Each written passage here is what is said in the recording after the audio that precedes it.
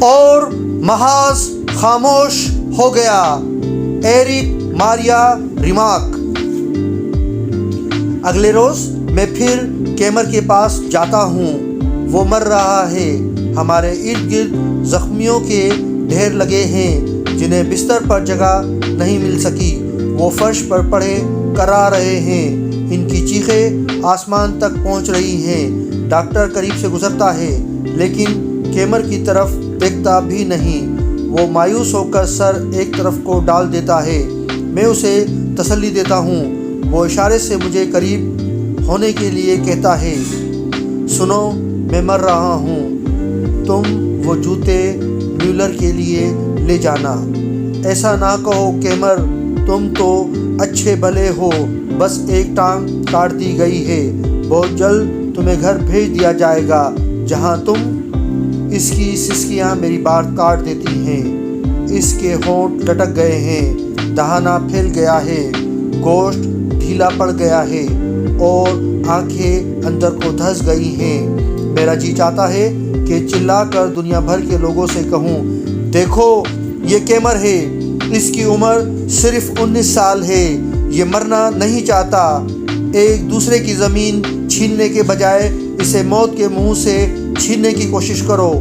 اس طرح تمہیں اس ماں کی دعائیں حاصل ہوں گی جس کی آنکھیں اسے دیکھنے کے لیے ترس رہی ہیں، جس کے رخساروں پر مسلسل بہتے ہوئے آنسوؤں نے لکیریں بنا دی ہیں، لیکن انہیں تو زمین کے ٹکڑوں سے پیار ہے، خواہ انہیں حاصل کرنے میں ہر قدم پہ ایک سپاہی کا خون بہانا پڑے۔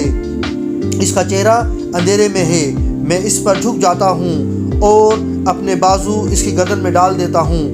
آہستہ آہستہ اس کا جسم بھیگتا چلا جا رہا ہے۔ آنسو اس کے رخسار پر بہہ رہے ہیں۔ کاش میں انہیں پوچھ سکتا، لیکن میرا رومال بہت گندا ہے۔ اچانک اس کا سانس اکھڑ جاتا ہے۔ میں ڈاکٹر کی طرف بھاگتا ہوں۔ کون سا مریض؟ جی، بستر نمبر 26 کٹیران والا۔ میں نے صبح سے 15 ٹانگیں کاٹی ہیں۔ نہ جانے تم کس کے متعلق کہہ رہے ہو۔ میں بھاگم بھاگ اس کے پاس پہنچتا ہوں، لیکن وہ اپنا سفر ختم کر چکا۔ اس کی آنکھیں کھلی ہیں لیکن پتلیاں ساکت ہیں۔ اس کا چہرہ ستا ہوا ہے۔ میں خاموشی سے اس کے جوتے اٹھاتا ہوں اور باہر چلا آتا ہوں۔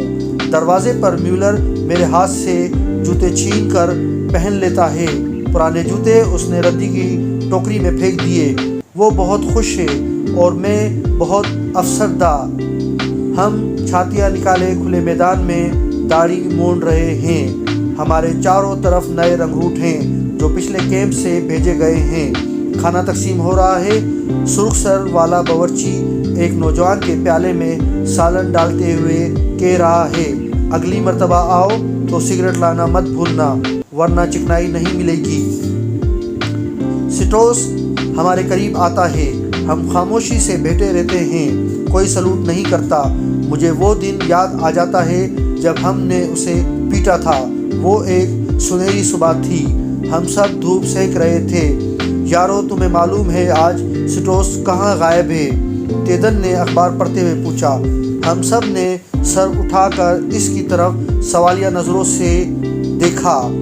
آج تمہارا صاحب رنگ رلیاں منانے گیا ہے۔ موقع سنہری ہے، کہو تو اس کی مرمت کر دیں، نیکی اور پوچھ پوچھ۔ ہم سب نے اس کی پرزور تائید کی۔ سورج چھپتے ہی ہم کھنڈروں میں جا چھپے۔ میرے پاس بستر کی ایک چادر تھی۔ ہم نے اسے دور سے آتے دیکھا تو رینگتے ہوئے سڑک پر پہنچ گئے۔ وہ گنگناتا ہوا چلا آ رہا تھا۔ ہم نے چادر کو دونوں سروں سے پکڑ لیا اور اس کے گرد لپیٹ دیا۔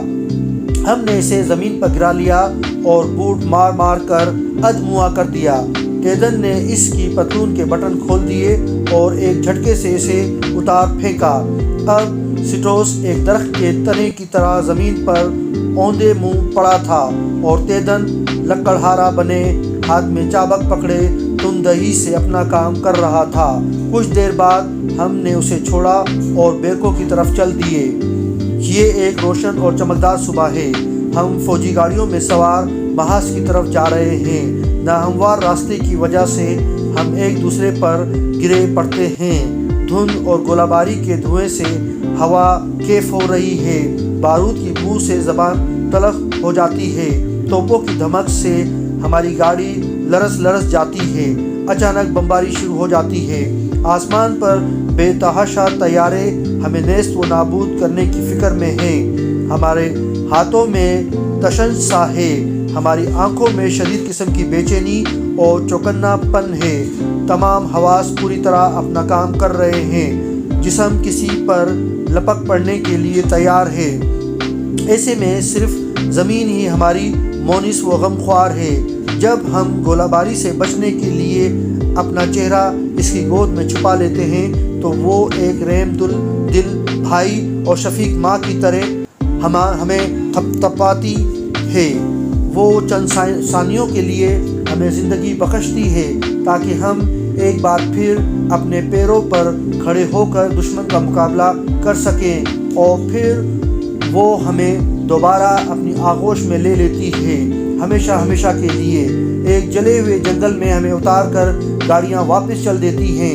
اچانک توپوں کی بے پناہ گھن گرج کے ساتھ گولہ باری شروع ہو جاتی ہے، ابھی خندقیں کافی دور ہیں، ہم جلدی سے زمین پر لیٹ جاتے ہیں، لوہے کے ٹکڑے سنسناتے ہوئے ہمارے سروں پر سے گزرتے ہیں تو پورے جسم میں ارتعاش پیدا ہو جاتا ہے، اب مشین گنوں کی تڑ بھی شروع ہو جاتی ہے، یوں محسوس ہوتا ہے جیسے مکئی کے دانے بھونے جا رہے ہوں، میرے قریب ہی ایک رنگروٹ پڑا ہے، دہشت سے اس نے اپنا چہرہ دونوں ہاتھوں میں چھپا رکھا ہے، ایک گولہ ہمارے بالکل قریب ہی آ کر پھٹتا ہے، اس کے حلق سے ایک چیخ نکلتی ہے، بالکل اسی طرح جیسے بکرے کو ذبح کیا جا رہا ہو، وہ بچے کی طرح میری بغل میں گھس آتا ہے، اس کا سر میرے سینے سے لگا ہے، اس کی آنکھوں سے آنسو بہہ رہے ہیں، ابھی اس کی مسیں بھی نہیں بھیگی، لڑکا سا لگتا ہے، میں اسے سینے سے لگا کر بھیجتا ہوں اور تسلی دینے کی کوشش کرتا ہوں، آخر کار خاموشی چھا جاتی ہے، میں اسے جھنجھوڑتے ہوئے کہتا ہوں، لو بھیا اٹھو، مسئلہ صاف ہو گیا، وہ کھڑا ہو کر چاروں طرف دیکھتا ہے، پھر اس کا ہاتھ اپنی پتلون کی طرف اٹھ جاتا ہے جو پیشاب سے تر ہو رہی ہے، شرماؤ نہیں میاں، شروع میں اکثر ایسا ہو جاتا ہے، بھاگو اور اس جھاڑی کی اوٹ میں اپنا زیر جامہ اتار آؤ، چچ بیچارہ لڑکا شدید دھماکے سے ڈر گیا، فضا میں بڑی دردناک چیخیں ابھر رہی ہیں، کیٹ بتلاتا ہے کہ یہ زخمی گھوڑے ہیں، اف کس قدر ہیبتناک آوازیں ہیں، یوں محسوس ہوتا ہے جیسے ساری کائنات کررا رہی ہے، پیٹرن چلا کر کہتا ہے، اف خدایا کوئی انہیں گولی مار دے، مجھ سے یہ چیخیں نہیں سنی جاتی، پیٹرن کسان ہے، اسے گھوڑوں سے بے حد محبت ہے، کتنی عجیب بات ہے کہ وہ انسانی چیخوں سے بالکل خوفزدہ نہیں ہوتا، میولر کے پاس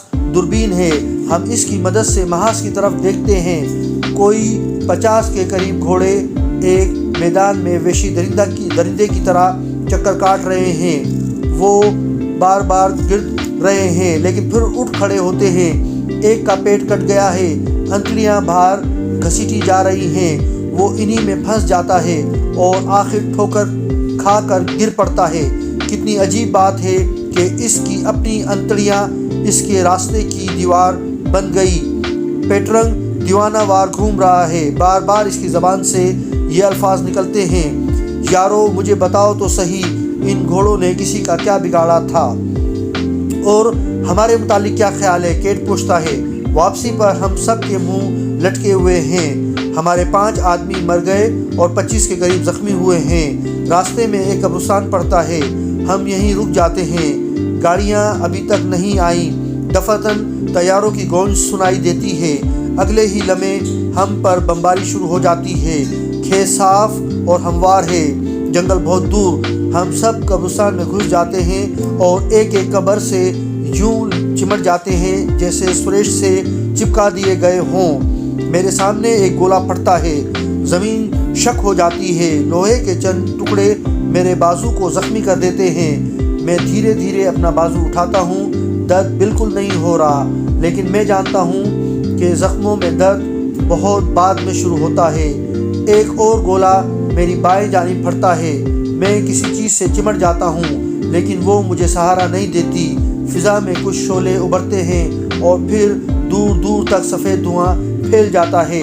میں آنکھیں کھول کر اس چیز کی طرف دیکھتا ہوں، یہ انسانی ہاتھ ہے، لیکن بے جان اور مردہ۔ طیاروں کی گونج ایک مرتبہ پھر سنائی دیتی ہے۔ میں ایک جھٹکے سے تابوت کا مردہ باہر پھینک دیتا ہوں اور خود اندر گھس جاتا ہوں۔ تھوڑی دیر بعد بمباری ختم ہو جاتی ہے۔ میں باہر نکلتا ہوں۔